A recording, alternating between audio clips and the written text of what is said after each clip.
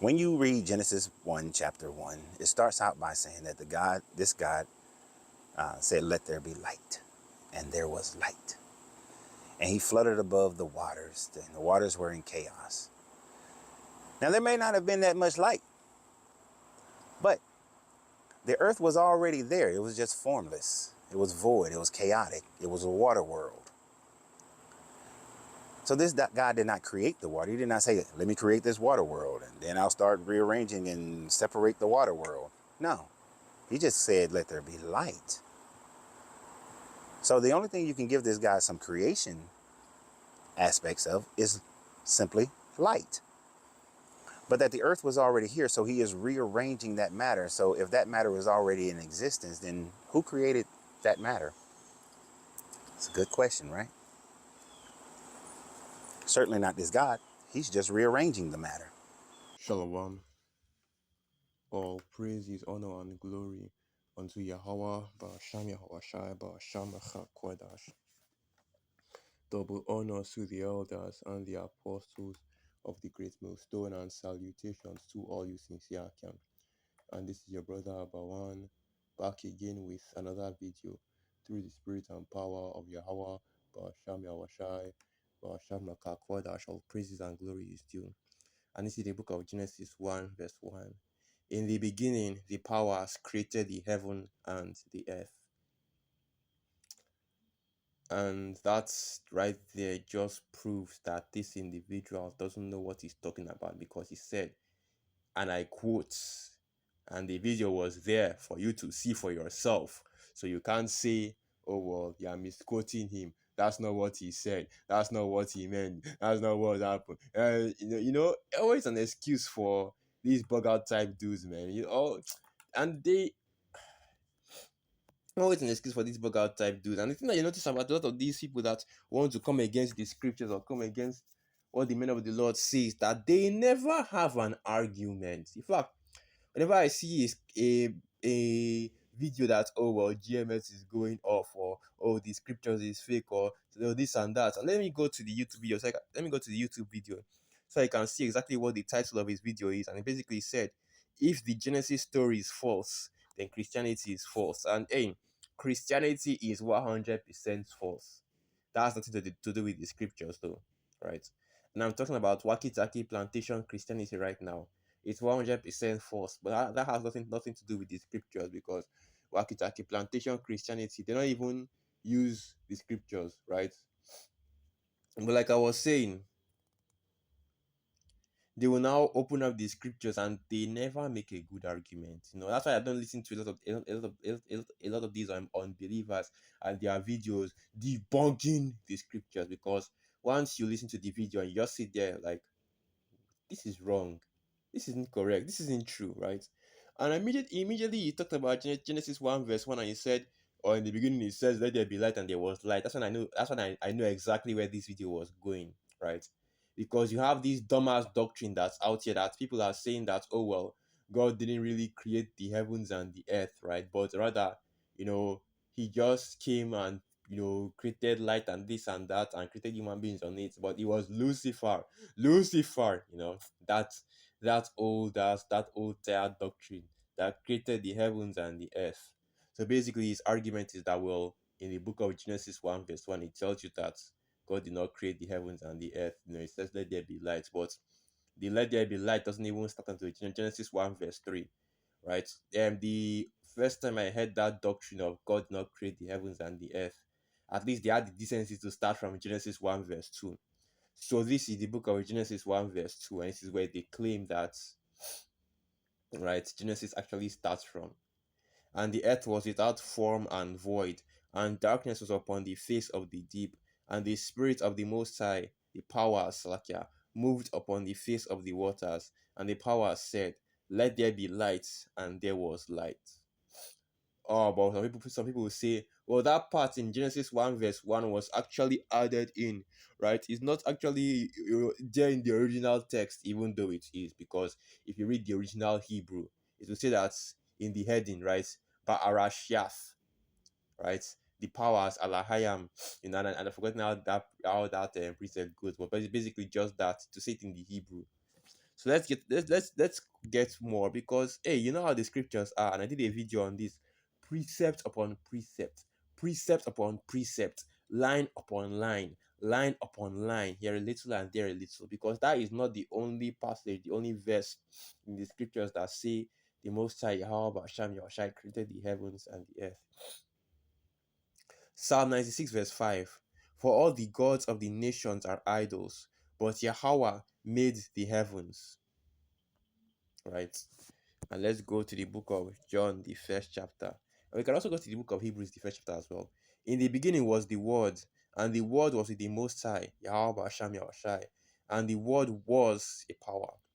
The same was in the beginning with the Most High.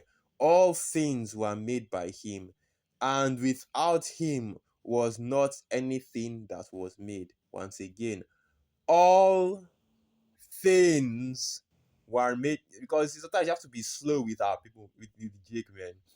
You have to be slow with a lot of these scoffers, because clearly they have, I know, and what it's called them, it's called they lack reading comprehension, which is just a fancy way of saying they are, they are illiterate. But let me not do too much. Let me not do too much. But it's clear to see that they don't understand what they read in the scriptures, because Genesis 1 verse 1, it says what it says, right?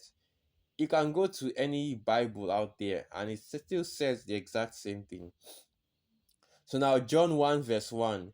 In the beginning was the Word, and the Word was with the Most High, and the Word was a power. The same was in the beginning with the Most High. All things were made by him, and without him was not anything made that was made. Right? And let's go to the book of Hebrews, the first chapter. There the Most High who at sundry times, let me just get that. Hebrews 1 verse 1. The Most High who at sundry times and in diverse manners spake in times past unto the fathers by the prophets, hath in these last days spoken unto us by his Son, whom he appointed heir of all things, by whom also he made the worlds. Right?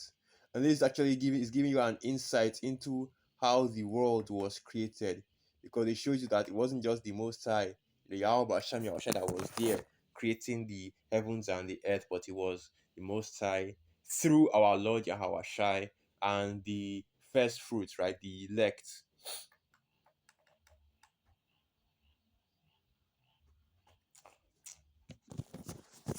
Right, so there that clearly shows you that, and they're just beginning this video already, and there's so much more that he will also said that he said that was still incorrect, but just beginning this video already, he's already beginning with a lack of understanding and not knowing what he's talking about. So you already know how this video is going to be. You already know what the rest of this video is going to be.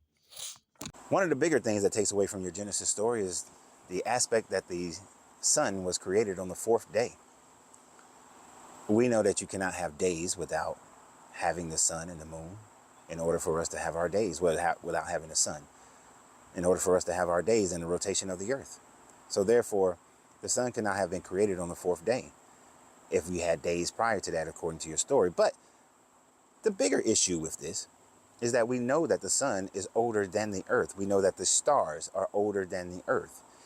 It takes stars, the light from stars, hundreds of thousands of years to reach earth traveling at light speed. We know that our sun produces light. That light takes 8 minutes to get here, traveling at light speed. When we look at the stars at night, what we are seeing is light that was emitted hundreds of thousands, if not millions of years ago.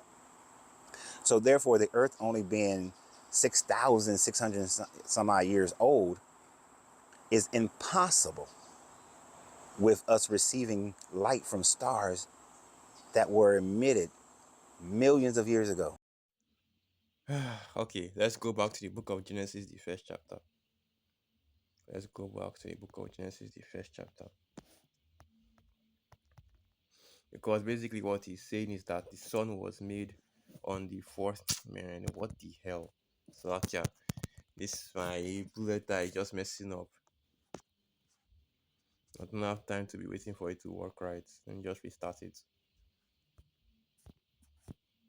Alright, so the book of Genesis 1 And let's just go back to it. So this is the book of Genesis 1, and I'll just continue from verse 4. And the powers saw the light that it was good, and the powers divided the light from darkness. And hold on, Genesis 1 verse 5. What is it? It's not okay. Genesis 1 verse 5. And the powers called the light day, and the darkness he called night. And the evening and the morning were the first day. So once again, misreading the scriptures, because we can clearly see that the day and night cycle was already established from the first day. Okay, but let's jump down a little bit, because I know where he got his confusion from. Because once again, the issue with his whole video, or at the very least the beginning part, is reading comprehension, and that's something that a lot of people in this kingdom fail from, right? Especially when it comes to the scriptures, because, and the brothers have gone into this before, Jake, the people of this world will understand certain ideas, right, and certain um they'll understand certain ideas when they are reading other forms of literature, like, say for example, family trees. The house, family trees, right? Ancient family trees, the house of Baratheon, right? The house of Stark, and so on and so forth. And you're reading Game of Thrones, or A Tale of Ice and Fire, right? Or A Dance of Ice. I forgot what the books names are called. But when it comes to the scriptures, and you see the house of David, the house of Israel, right? These Christians will now automatically translate that to mean, oh, the body of believers. I don't need to be of the house of Israel to be of the house of Israel. You know what I'm saying? Which of course the house of Israel is speaking of a physical thing. It's lineage based, okay, from the line of your fathers, and it's the same way even in literature, okay. But let's continue reading. So let me jump down to,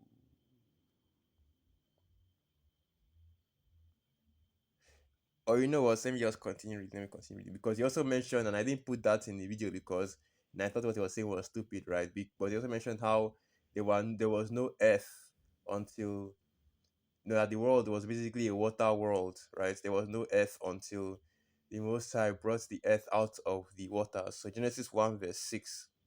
And the power said, let there be a firmament in the midst of the waters, and let it divide the waters from the waters. And the powers made the firmament, and divided the waters which were under the firmament from the waters which were above the firmament, and it was so. And the powers called the firmament heaven. And the evening and morning were the second day.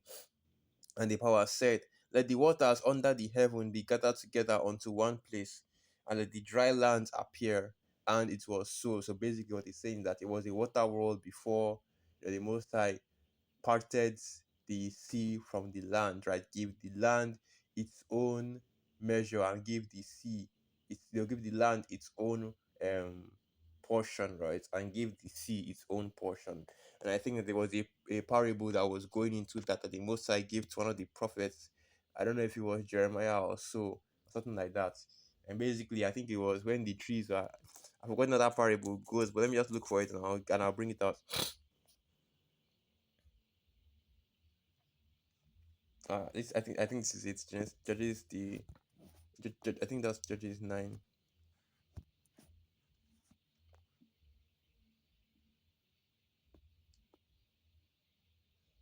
Okay, this isn't the one. This isn't the one. This isn't the one.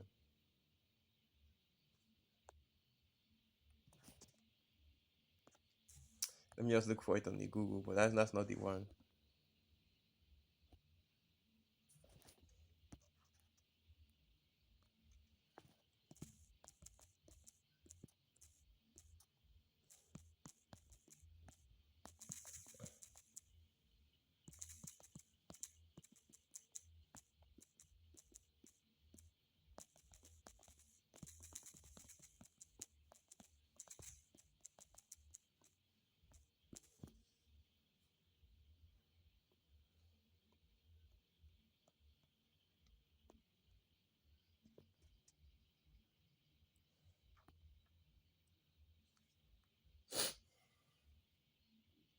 I have to go look for it real quick, just using it to get a point.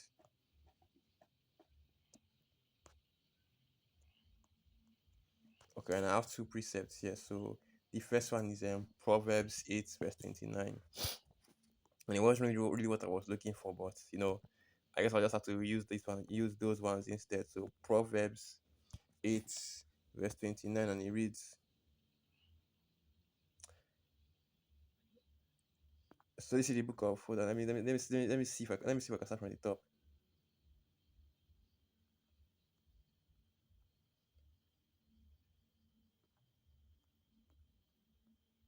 So this is the book of Proverbs 8, verse 22.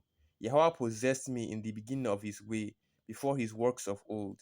I was set up from everlasting, from the beginning, or ever the earth was. When there were no depths, I was brought forth.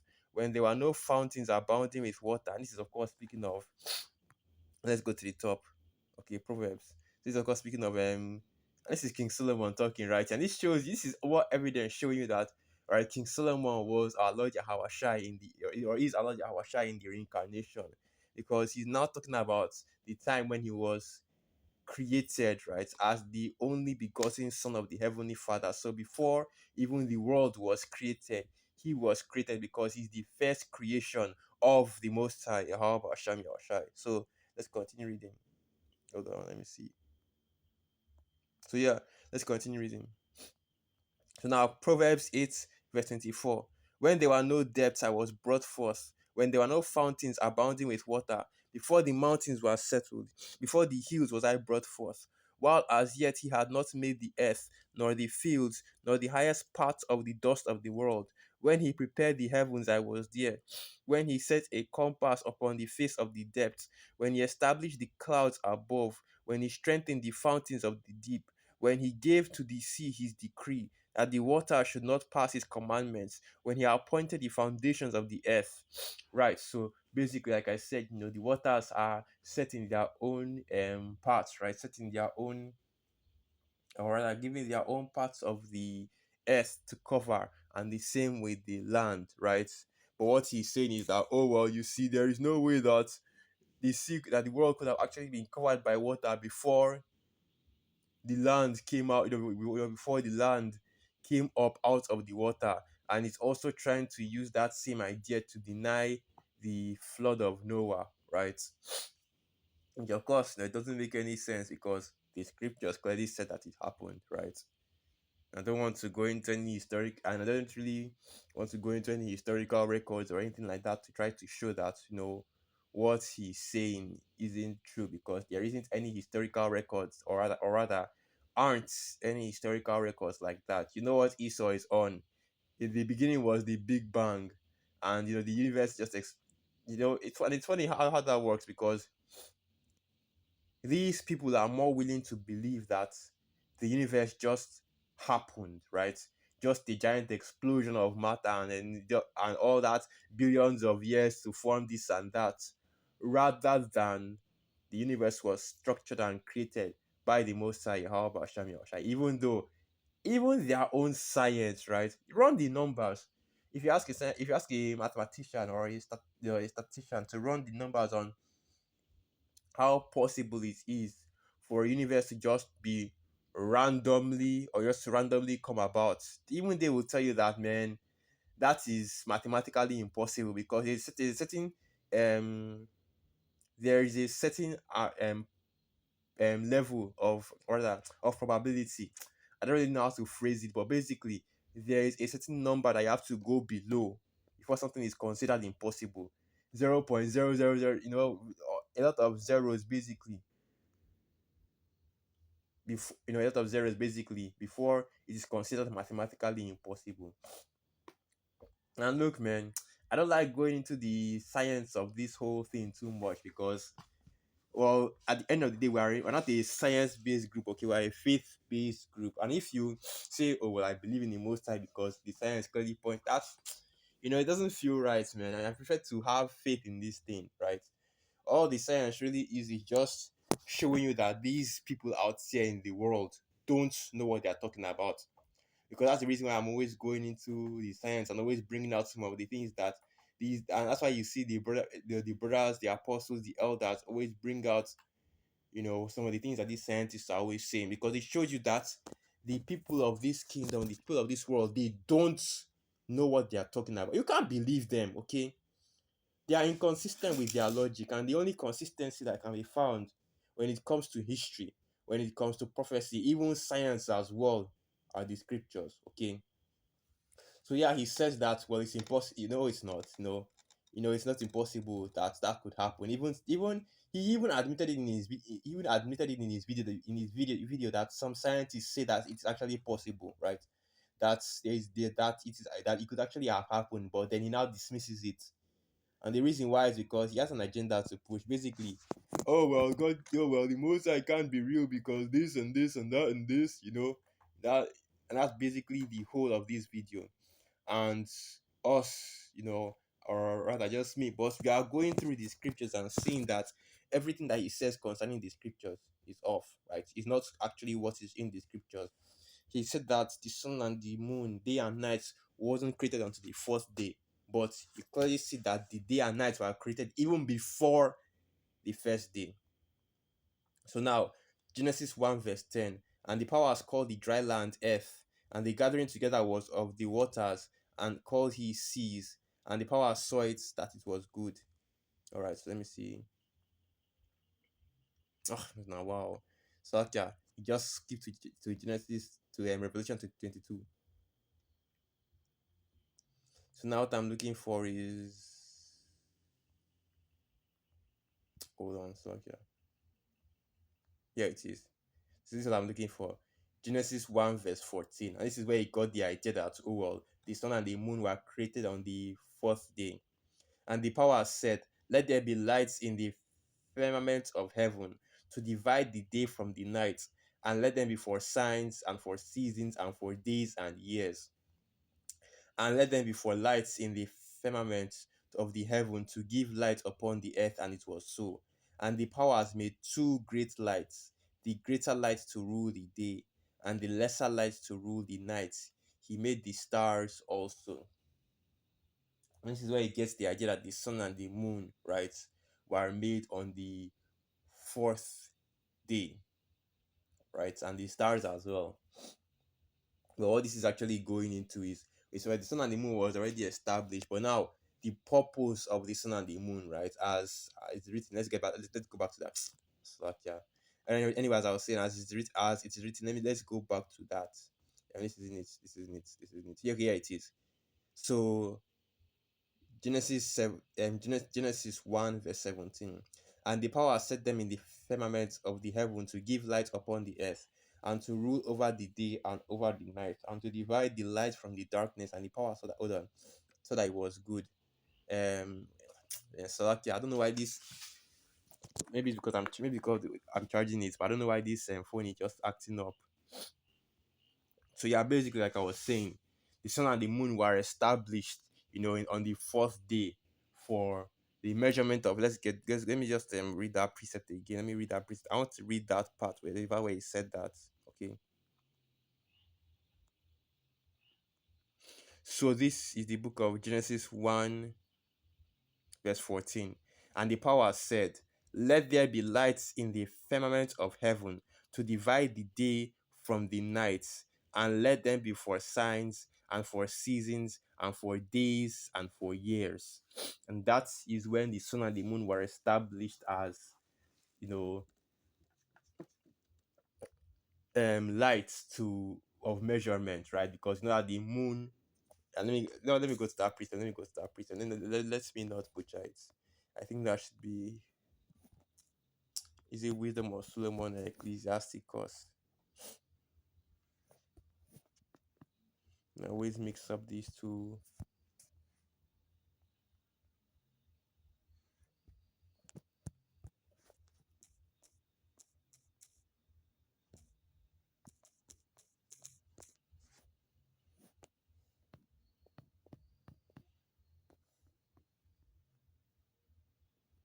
Okay, Ecclesiasticus 43.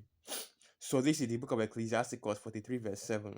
From the moon is the sign of feasts, a light that decreaseth in her perfection.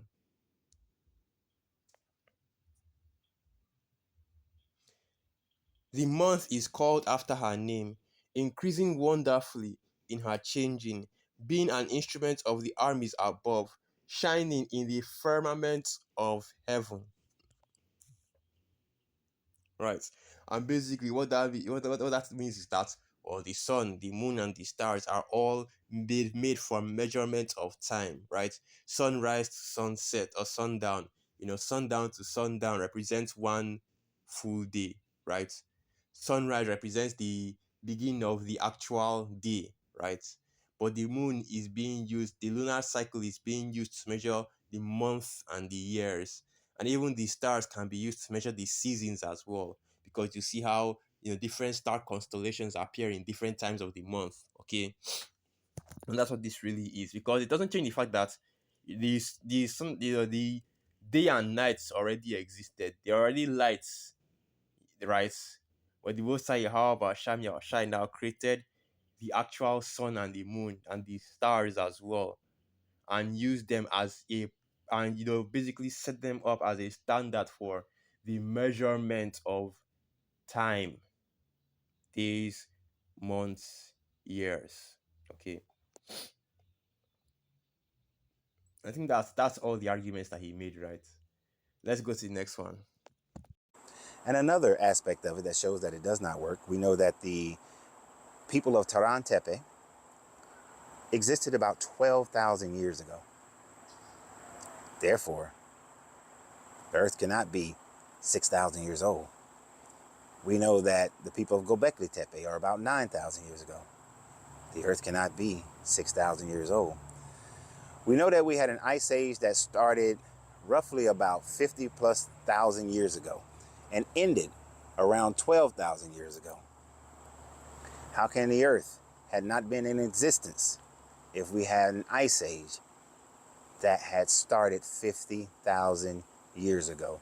So therefore, once again, the earth cannot be 6,600 some odd years old. Now, he focused a lot on evolution, but then focused on the Noah's Ark story. And there is where a big major problem comes into play.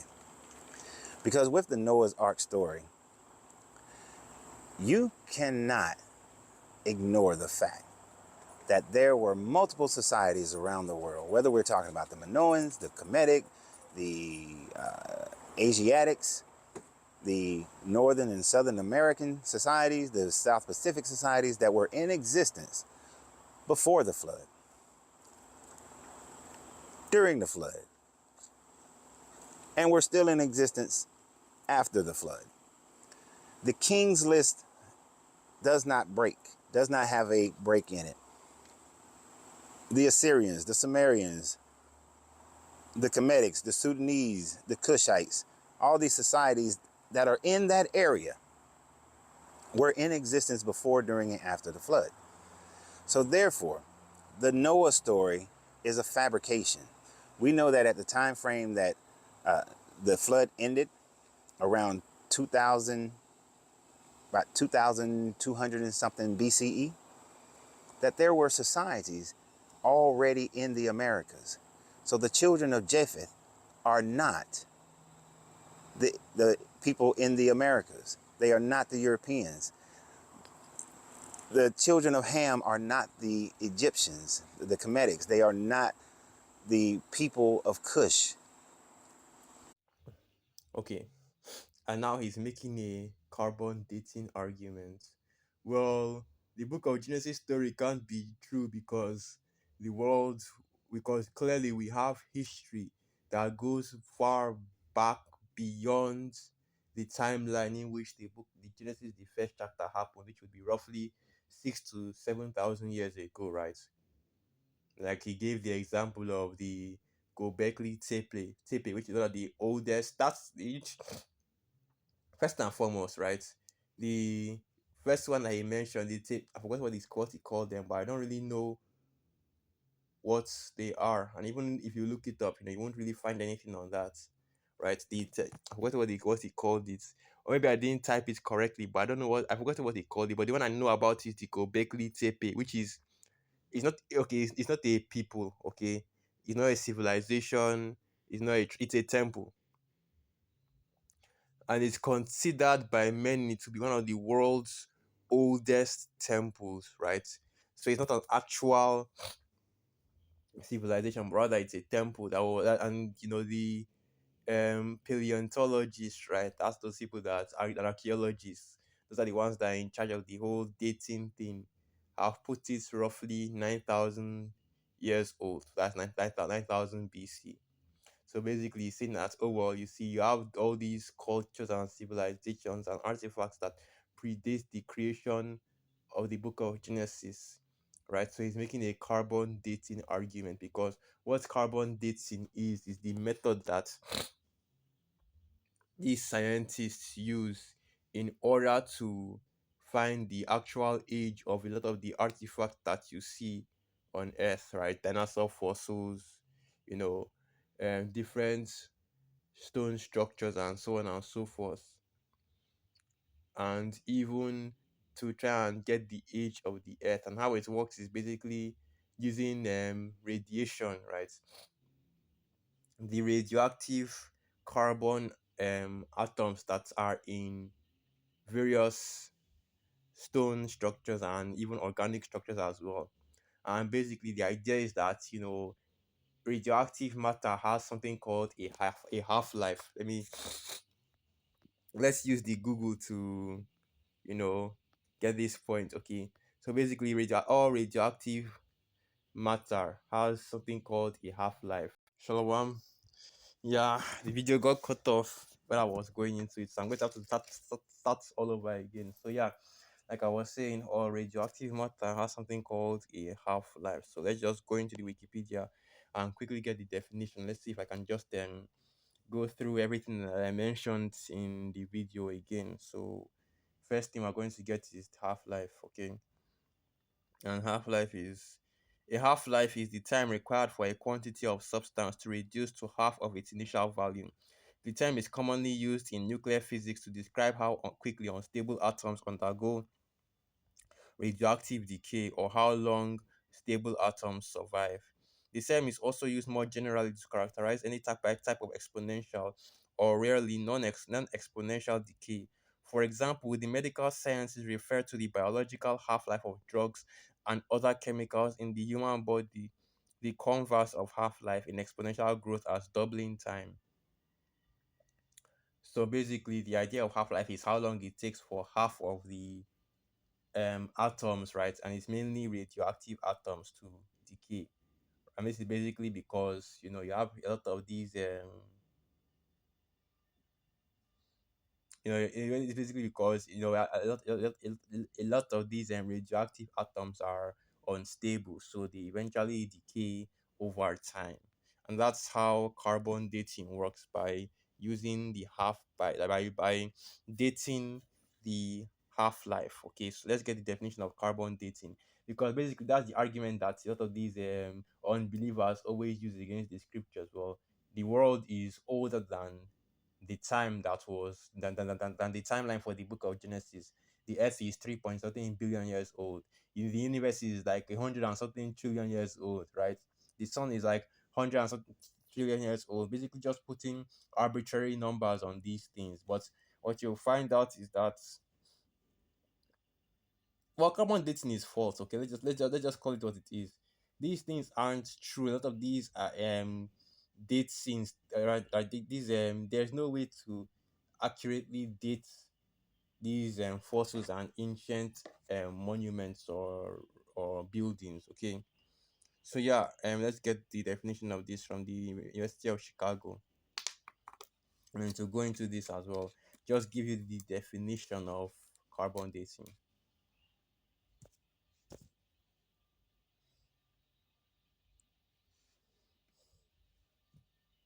So this is carbon dating right here. Radiocarbon dating, or carbon 14 dating, is a scientific method that can accurately determine the age of organic materials as old as approximately 60,000 years. First developed in the 1940s at the University of Chicago by Willard Libby, the technique is based on the decay of the carbon 14 isotope. Radiocarbon dating has been used for historical studies and atmospheric science, and triggered archaeology's radiocarbon revolution, right? And so, even though here you see that it says it can accurately determine the age of organic materials, right, which is the main method that is used, to get the age of dinosaurs, the age of certain rocks, right?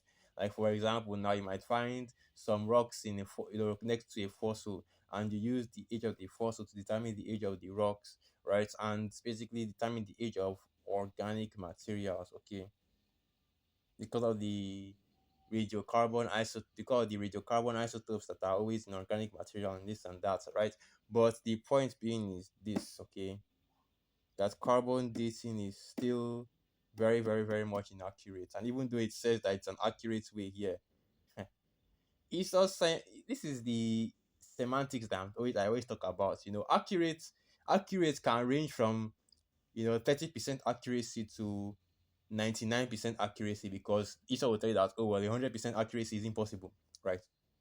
And the same with DNA as well, right? Using ancestry.com and 23andMe, they will tell you that, oh well, it's an accurate way to know about your ancestry. But yes, you can give them the DNA of various animals, right? Lizards, snails, and they still come back with, and the ancestry.com will still come back with talking about some 23% African American, 3% Irish, 5% Middle Eastern, that kind of thing, right? When even according to the scriptures, you can't be mixed with anything, right? You are from the same seed line as your father. And really, what all the DNA test is doing is just testing different genes to see which genes align with which part of the world, and because each part of the world has the majority of said genes, and it does not account for migration. So the DNA test is wholly inaccurate, and it's the same thing with carbon dating.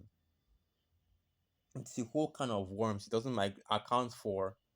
It's all kind of worms that doesn't account for, especially when it comes to carbon dating things that aren't organic, right?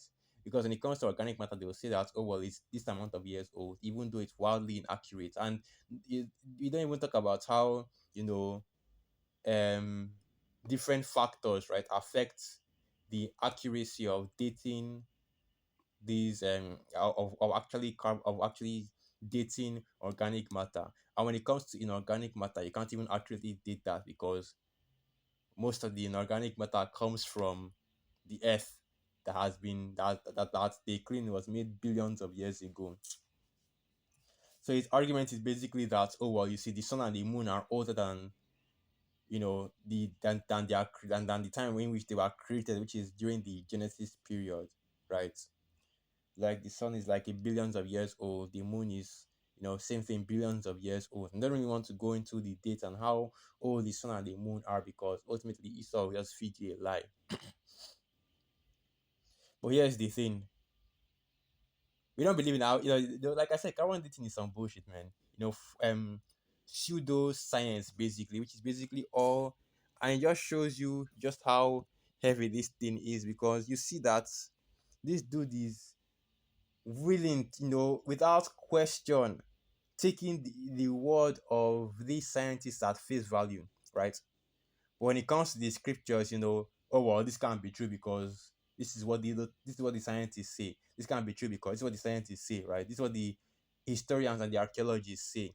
And he also mentioned something as well, right? He talked about how you have different civilizations that existed before the timeline of the book of Genesis, right? So how could they exist? The first one he mentioned was um the Tepe, hold on, the Tarantepe, yes, Tarantepe. I don't really know how to pronounce that. So I couldn't Google that one. But the one I know about is the Gobekli Tepe, right? I think the Tarantepe, I don't really know, because these are some words that, but the one I know about is the Gobekli Tepe, which is it's a shrine, right? It's not a people, it's not a civilization, it's a shrine. And basically the shrine is one of the is considered one of the oldest shrines in existence, and the timeline or the date of the shrine was it dated back to 10,000 BCE. So like I said, Esau puts these arbitrary numbers up, right? Because that of these scientists are also trying to they are going a lot of these scientists, they base their theories on the Big Bang. Basically, billion not billions, like trillions of years ago, the universe was there was nothing in the universe. Then ultimately you now had a Big Bang, and from that small explosion of supermatter, all the matter that exists currently in the universe was formed. And the whole of modern science is based off the theory of the Big Bang. You can look it up. That's basically what they're working with, and that's why you see that whenever you talk about carbon dating, the date is always going back thousands or hundreds of thousands or tens of thousands of years ago, right? But it wasn't just the Gobekli Tepe that he talked about, which was a temple. It wasn't an actual civilization. He also talked about the Kushites, the Minoans, the Egyptians, right? Even the Native American civilizations, okay? And that's showing that he actually does not know what he's talking about, because none of those civilizations predates the flood. The Minoans was 3000-ish BC, right? Any further than that is going beyond the historical records. Let's just put it plain like that. Anything further than you know 3000 BCE is going further than the historical records, and it's just unless you have actual evidence of people that lived during that time from the historical records, right? You can't actually call that real history, because this is anything when you talk about things past 2000, when you talk about things past like 1500-ish BCE, that is prehistory, right? It is considered prehistory. And all the civilizations he mentioned, in fact, they all are civilizations that begun after the flood. The Egyptians after the flood, the Minoans after the flood, the Kushites after the flood, even the Native American, sort of like the Northern Kingdom, right? They were pushed to the land of the Americas after the flood. And let's go to the book of Genesis. All right. First Timothy 6, verse 20. O Timothy, keep that which is committed to thy trust. Avoid profane and vain babblings and oppositions of science, falsely so called. So he will believe the false science that Esau pushes. But when it comes to the scriptures, right, that have actual historical records and prophetic um records, right? That's when he starts doubting. He starts talking about some, oh well, the scriptures say that, but what about the Minoans that existed in 10,000 BCE? What Minoan? What about the civilizations that existed in 10,000 BCE, 20,000 BCE? Right? What about the sun that's billions of years old, huh? And that shows you that, even the scriptures tells you that that these are stubborn children, children that will not hear the law of the Most High, that say to the seer, see not, and to the prophets, prophesy not unto us right things, speak unto us smooth things, prophesy deceit. Because you can't say that, what Esau is saying is the truth and the scriptures are a lie, right? When you can't even prove that Esau is telling the truth, okay? Because what you find out is that science is just a bunch of educated guesses and speculation rather than actual knowledge. And that's why I read that First Timothy 6, verse 20. It's all pseudoscience, right? The Big Bang is a theory. Evolution is a theory, right? These things don't actually have any evidence to support them. But let's continue reading. So this is the book of Genesis the 10th chapter, okay? Because what he was saying is that, the the Kushites, right? The Egyptians, the Minoans predate the beginning of the universe, the creation story, right? Right, the creation history in the book of Genesis, the first chapter. But this is the book of Genesis 1, verse 6. So that's Salakia. Genesis 10, verse 6. And the sons of Ham, Cush, which of course are the Cushites, and Mitzrayim, which are the Egyptians, and Phut and Canaan, which are the Canaanites. And it's funny that he talks about how, you know, the Egyptians existed before, the story of the book of Genesis. But yet, if you want to go into the first ever written language, it's the Phoenician Hebrew, which of course is falsely attributed to the Canaanites, but it's not, okay, because that's the actual holy tongue, the Lashawan Kodash, the Phoenician Hebrew, right? Is one of the is the not even one of the first, but rather the first written language ever recorded. Let's continue reading. So now, Genesis 10, verse 7. And the sons of Cush, Sheba and Havilah, and Sapta and Rama, and Sapteka, and the sons of Rama, Sheba and Dedan. And Cush begat Nimrod. He began to be a mighty one in the earth. And really, I've already read everything I need to read, okay? But let me just read a little bit more on down. Genesis 10, verse 9. He was a mighty hunter before Yahweh. Wherefore it is said, even as Nimrod, the mighty hunter before Yahweh. And the beginning of his kingdom was Babel, and Erech, and Akkad, and Calneh in the land of Shinar. And it's funny, he didn't mention Arcadia. He didn't mention Sumeria, right? He didn't even mention the original Babylon, the first Babylonian empire, right? The first Babylonian kingdom, Slakia. But he mentioned Cush and Egypt, which are kingdoms that their beginning is very well documented, right? If you go into the history, right, this is crazy. This is actually funny to hear, and it shows that this guy doesn't even know what he's talking about, right? First, he started by saying that in the book of Genesis, the first chapter and the first verse, that it says that in the beginning there was light. Or that's like that's not how he said it. He said that in the beginning, that God said, "Let there be light," right? That Genesis 1 verse 1, let there be light, and he continues on showing that he doesn't actually know what he's talking about. And look, man, all you unbelievers. Let me get this precept first. Yeah, so this is the book of Romans 3 verse 3. For what if some did not believe? Shall their unbelief make the faith of the Most High, Yahweh Sham Yahushai, without effect? Most High forbid. Yea, let the Most High be true, but every man a liar, as it is written, that thou mightest be justified in thy sayings, and mightest overcome when thou art judged. Now you unbelievers, right? The Most High Yahweh Sham Yahushai is eventually going to straighten you out. So yeah, let me end the video right there. So with that, once again, all praises, honor, and glory unto Yahweh Basham Yahushai Basham Rakakwadash. Wow, bad babal. Shalom.